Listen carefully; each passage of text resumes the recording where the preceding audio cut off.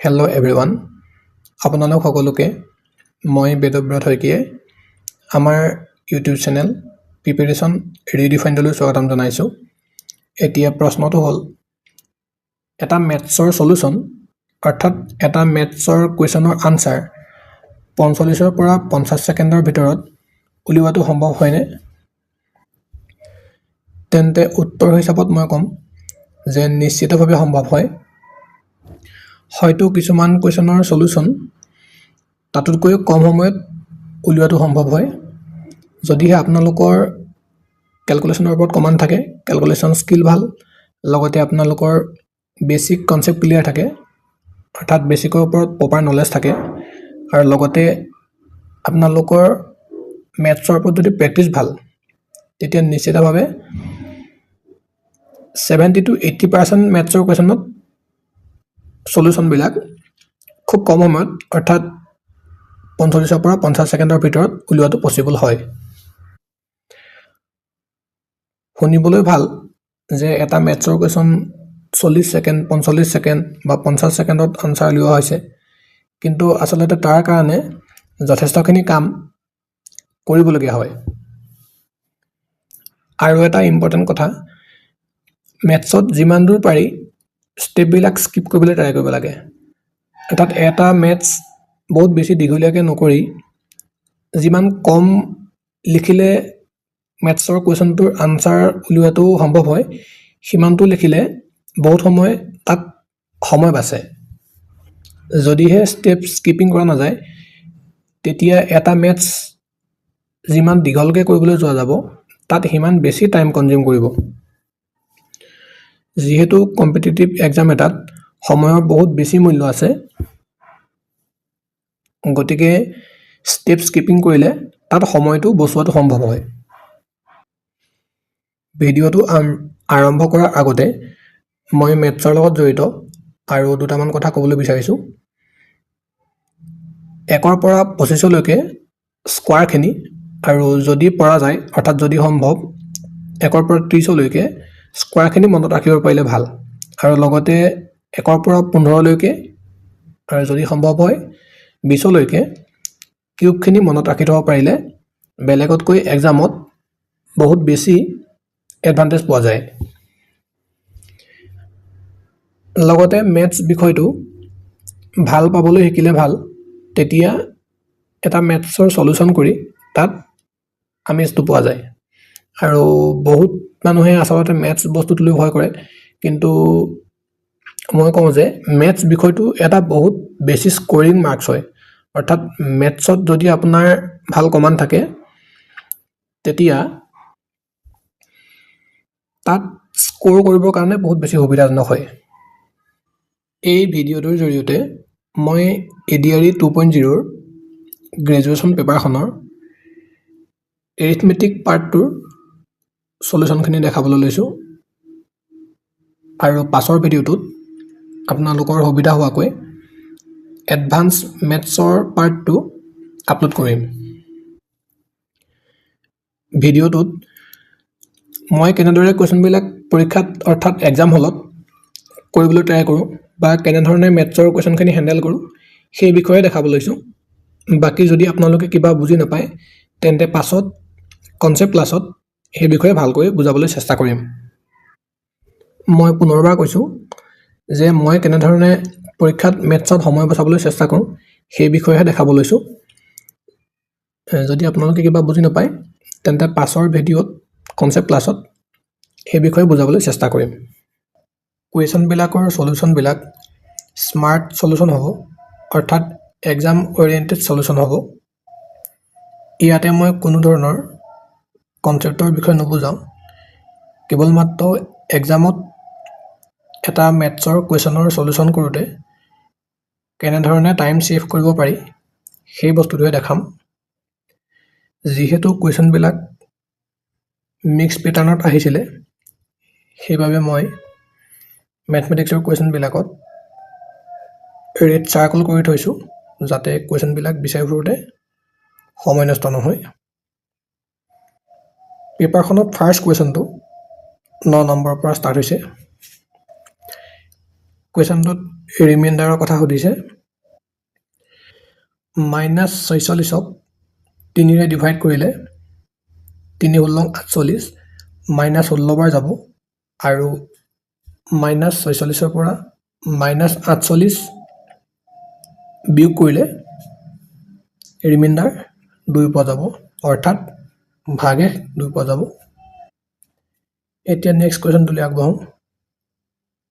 Next কুৱেশ্যনটোত গড় আৰু মধ্যমাৰ পূৰণফলৰ ওপৰত কুৱেশ্যন সুধিছে। গড় চাবলৈ যোৱাৰ আগত টোটেল সংখ্যা কিমানটা আছে সেইটো চাব লাগিব। টোটেল সংখ্যা ইয়াত 11টা আছে আৰু ইয়াতে ওপৰৰ সংখ্যাখিনি যোগ কৰি 11ৰ ওপৰত অৰ্থাৎ ইয়াতে লিখিব লাগে, কিন্তু নিলিখাকেও কুৱেশ্যনটোৰ আনচাৰ মাৰ্ক কৰিব পৰা যায়। যিহেতু ডিনমিনেটৰত অৰ্থাৎ হৰত 11 আছে আৰু অপশ্যনবিলাক যিহেতু ফ্ৰেকশ্যনত আছে অৰ্থাৎ ভগ্নাংশত আছে, গতিকে 11 থকা অপশ্যন ইয়াতে এটাই আছে, চি। গতিকে ইয়াৰ আনচাৰটো চি হ'ব।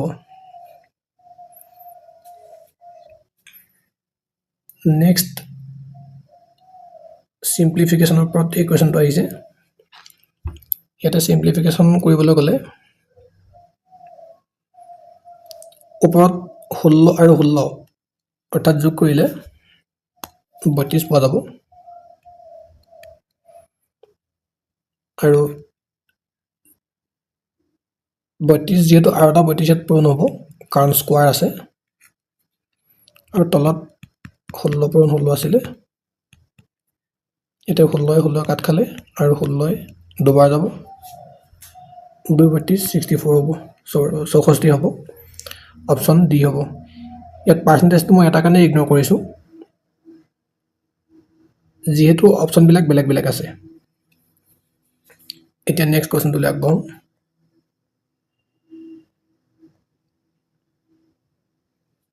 নেক্সট কুৱেশ্যনটোত ইয়াতে HCF আৰু LCM ওপৰত এটা কুৱেশ্যন আহিছে। HCF আৰু LCM কিছুমান কুৱেশ্যনত ভেলু এজিউম কৰি ল'লেও অৰ্থাৎ কিছুমান ভেলু ধৰি ল'লেও কুৱেশ্যনটো কৰাত সহজ হয়। ইয়াত মই বিৰ ভেলু 2 লৈছোঁ আৰু চিৰ ভেলু 3 লৈছোঁ। এতিয়া বি আৰু চিৰ LCM অৰ্থাৎ লসাগু হ'ব 6। এতিয়া কুৱেশ্যনটোৰ ছেকেণ্ড লাইনটোত কোৱা মতে এ বিৰ লসাগু বি চিৰ লসাগুৰ 3 গুণ হ'ব, তেন্তে 6 3 গুণ 18। এই 18টো এ বিৰ লসাগু হ'ব, এ ইনটু বি।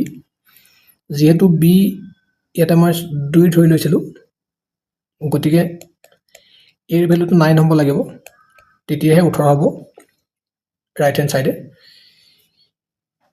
এতিয়া কুৱেশ্যনটোত ফাৰ্ষ্ট লাইনটোত কোৱা মতে এ বিৰ গসাগু বি চিৰ গসাগুৰ সৈতে সমান বুলি কৈছিলে।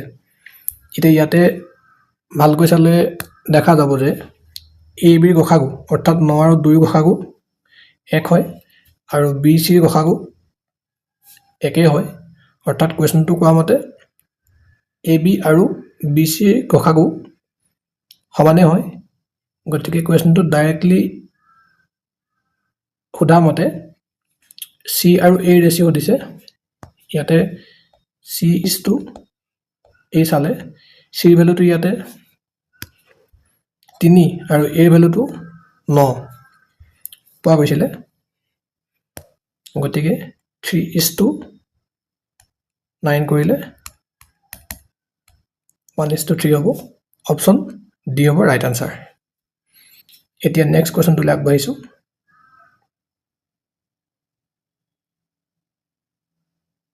নেক্সট কুৱেশ্যনটো বাইনেৰী নাম্বাৰৰ ওপৰত আহিছে। বাইনেৰী নাম্বাৰৰ প্ৰডাক্টৰ ওপৰত আহিছে অৰ্থাৎ পূৰণফলৰ ওপৰত আহিছে। এতিয়া 101 ইনটু 10 কৰিলে 101 ইনটু 0 কৰিলে 0 হ'ব আৰু 101 ইনটু 1 কৰিলে 101 হ'ব গতিকে ইয়াৰ ৰাইট আনসাৰ হ'ব 1010 যেটো আছে অপচন বি গতিকে বি ইয়াৰ ৰাইট আনসাৰ হ'ব এতিয়া নেক্সট কোৱেশ্চনটোলৈ যাম এই কোৱেশ্চনটো গড়ৰ ওপৰত সুধিছে অৰ্থাৎ এভাৰেজ ওপৰত সুধিছে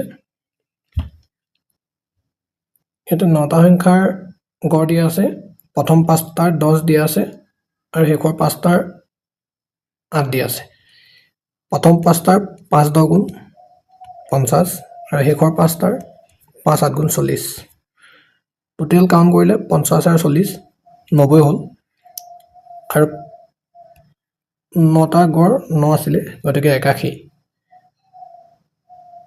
90 পৰা যেতিয়া 81 মাইনাস কৰিম তেতিয়া উত্তৰটো হ'ব সি অৰ্থাৎ 9 হ'ব এতিয়া নেক্সট কোৱেশ্চনটোলৈ আগবাঢ়িছো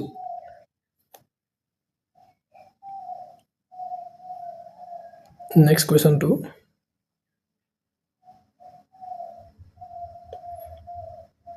এটো সিম্পলিফিকেশনৰ ওপৰতে আহিছে ইয়াতে যদি ভালকে চোৱা যায়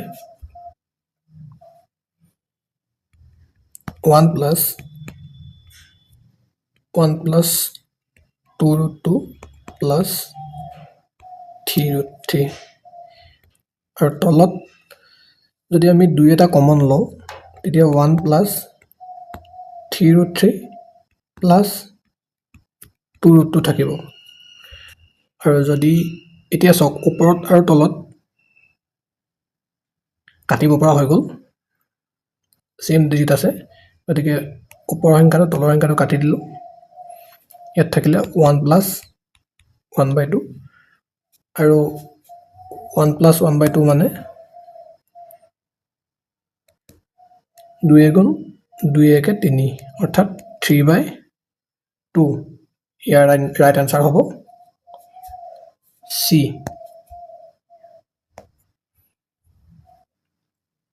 এতিয়া নেক্সট কোৱেশ্চনটোলৈ আগবাঢ়িছো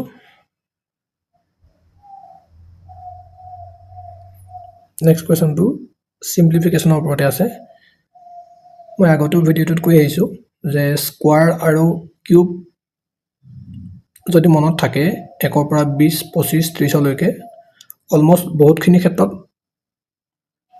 সহায় হয় এক্সামৰ ক্ষেত্ৰত ৰিজনিং হওক বা মেথছে হওক যথেষ্টখিনি সহায় হয় এতিয়া এই কোৱেশ্চনটোতে মন কৰিলে দেখা যাব যে root 9 মানে হল 3 আৰু root 16 মানে হল 4 3 আৰু 4 যোগ কৰিলে 7 হ'ব অৰ্থাৎ 3 4 যোগ কৰিলে 7 হ'ব আৰু 7 আৰু 42 যোগ কৰিলে 49 অৰ্থাৎ 49 হ'ব আৰু 49 টোক ৰুট ভাঙিলে 7 হ'ব 7 আৰু 5 গুণ যেহেতু পূৰণ হৈ আছে 7 5 গুণ 35 হ'ব 35 আৰু 134 যোগ কৰিলে 169 হ'ব 169 টোক ৰুট ভাঙিলে 13 পোৱা যাব অৰ্থাৎ 13 পোৱা যাব 13 আৰু 51 যোগ কৰিলে 64 পোৱা যাব আৰু 64 ক ৰুট ভাঙিলে 8 বা 8 পোৱা যাব গতিকে ইয়াৰ ৰাইট আনসাৰটো হ'ব সি সিম্পলিফিকেশনৰ এটা কোৱেশ্চন আগত থাকি আহিলে তাৰ কাৰণে দুখিত এটো কৰা হৈছিলে এই কোৱেশ্চনটো সাৰ্কেল কৰিবলৈ থাকি গৈছিলে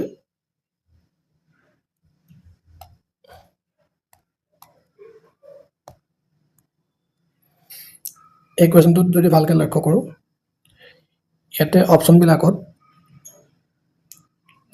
সবতে লাস্ট ডিজিট বিলাক বেলেগ আছে গতিকে কোৱেশ্চনটো লাস্ট ডিজিটতে কৰিব পৰা যাব 1 গুণ 1 প্লাস 2 2 গুণ 4 প্লাস 3 3 গুণ 9 এতিয়া 9 4 13 1 14 অৰ্থাৎ লাষ্ট ডিজিটত 4 থাকিব আৰু ইয়াতে 4 থকা অপশ্যন এটাই আছে গতিকে অপশ্যন ডি ৰাইট আনসাৰ হ'ব এতিয়া নেক্সট কোৱেশ্যনটোলৈ আগবাঢ়ো 38 নম্বৰলৈ আহিছোঁ এইটো কোৱেশ্যনটো সিম্পলিফিকেশ্যনৰ ওপৰতে আহিছে ইয়াতে ভ্যালু পুট কৰিব লাগে এই কোৱেশ্যনটোত ক্যালকুলেশনটো কমাবৰ কাৰণে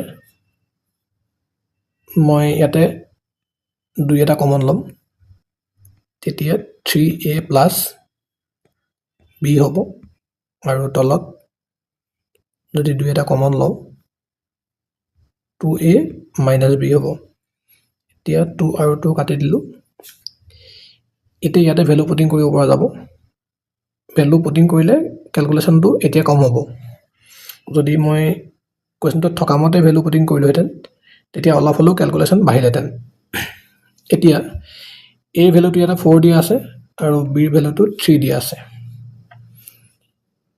a ভ্যালুটো যদি 4 হয় 4 3 গুণ 12 আৰু b ভ্যালুটো 3 দিয়া আছিল 12 আৰু 3 যোগ কৰিলে 15 পোৱা যাব ঠিক তেনেদৰে তলত চালে দেখা যাব যে a ভ্যালুটো যেহেতু 4 দিয়া আছিল গতিকে 4 দুগুণ 8 মাইনাস b মাইনাস আছিল 3 b ভ্যালুটো 3 আছিল গতিকে 8 ৰ পৰা 3 বিয়োগ হ'ল 5 থাকিলে আৰু 5 আৰু 5 এ 15 ক ডিভাইড কৰিলে 3 পৰা যাব গতিকে অপচন এ হ'ব ৰাইট আনসাৰ এতিয়া নেক্সট কোৱেশ্যনটোলৈ আগবাঢ়িছোঁ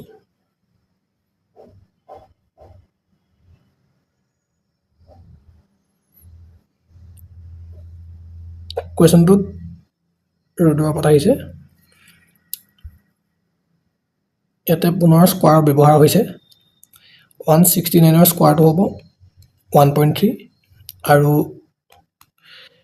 09 ৰ স্কোৱাৰটো হ'ব 3 এতিয়া 1.3 আৰু 3 প্লাস কৰিলে 1.6 পোৱা যাব গতিকে ইয়াৰ ৰাইট আনসাৰ হ'ব অপশ্যন বি এতিয়া নেক্সট কোৱেশ্যনটোলৈ আগবাঢ়িছোঁ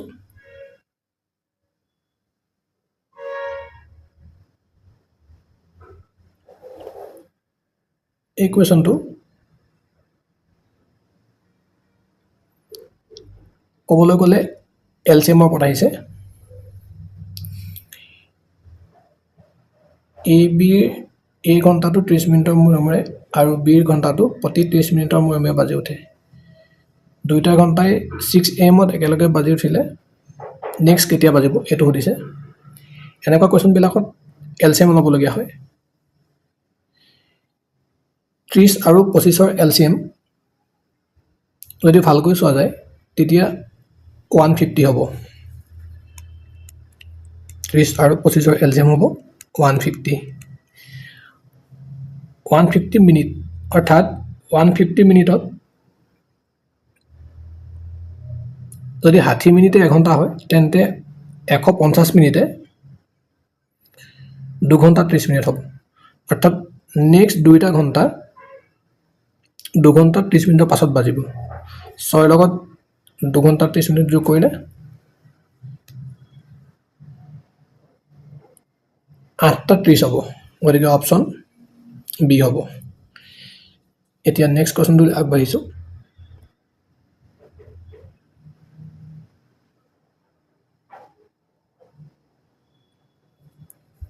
নেক্সট কোৱেশ্যনটো পপুলেশ্যন ইনক্ৰিজৰ ওপৰত আহিছে জনসংখ্যা বৃদ্ধিৰ ওপৰত এই কোৱেশ্যনটোতো যিসকলৰ কিউব মনত আছে কিউব ইউজ কৰি কোৱেশ্যনটো ইজিলি উলিয়াব পৰা যায়